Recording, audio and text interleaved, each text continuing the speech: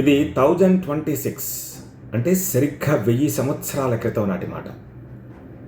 Ghazni Mohammed first time గుజరాత్లోని సోమనాథ్ ఆలయంపై దండెత్తిన సంవత్సరం 1026.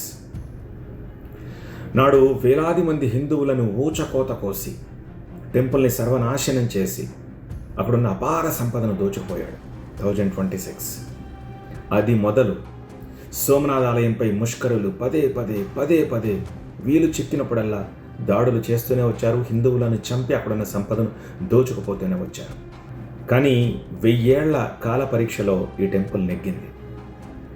ఈ నేపథ్యంలో టెంపుల్ ట్రస్ట్ చైర్మన్ హోదాలో ఉన్న ప్రస్తుత ప్రైమ్ మినిస్టర్ నరేంద్ర మోదీ ఈ విషయాలన్నీ ప్రస్తావిస్తూ ఒక ఆర్టికల్ రాశారు. అది దినపత్రికల్లో వచ్చింది, ఇంటర్నెట్లో కూడా అవైలబుల్గా ఉంది, మీరు చూడొచ్చు. ఇవన్నీ ప్రస్తావిస్తూ వచ్చిన మోదీ 1947లో మనకు ఫ్రీడమ్ వచ్చిన తర్వాత ఈ టెంపుల్ విషయంలో ఏం జరిగిందో రాశారు. 47లో ఆగస్టులో మనకు ఫ్రీడమ్ వచ్చింది. దీపావళి నాడు సర్దార్ వల్లభాయ్ పటేల్ ఒక స్టేట్మెంట్ ఇచ్చారు, ఈ టెంపుల్కి జీర్ణోద్ధరణ చేయాల్సిన సమయం వచ్చింది. బికాస్ మన పాలనలోకి మనం వచ్చేసాం కాబట్టి. 47 నుంచి 51 వరకు 4 ఏళ్ల పాటు ఆ టెంపుల్ జీర్ణోద్ధరణ జరిగింది. దురదృష్టవశాత్తు 1950లోనే వల్లభాయ్ పటేల్ కాలం చేశారు, దివంగతులయ్యారు. సరే, 1951లో జీర్ణోద్ధరణ పూర్తయిన తర్వాత temple trust then prime minister నెహ్రూని టెంపుల్ ఇనాగరేషన్కి ఇన్వైట్ చేశారు.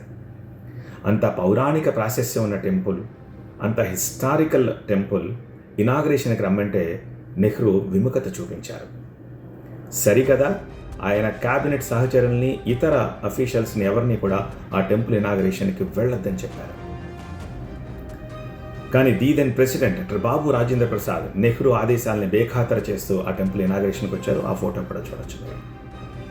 అంత ప్రాశస్యం ఉన్న టెంపుల్ ఇనాగరేషన్ కార్యక్రమానికి పిలిస్తే నెహ్రూ ఎందుకు విముఖత చూపించారు? సరికదా, ఎందుకు క్యాబినెట్ సహచరుల్ని ఆ ఇనాగరేషన్కి వెళ్ళొద్దన్నారు? మీరేమనుకుంటున్నారు? లైక్ చేసి కమెంట్ రాస్తూ షేర్ చేయడం మర్చిపోకండి.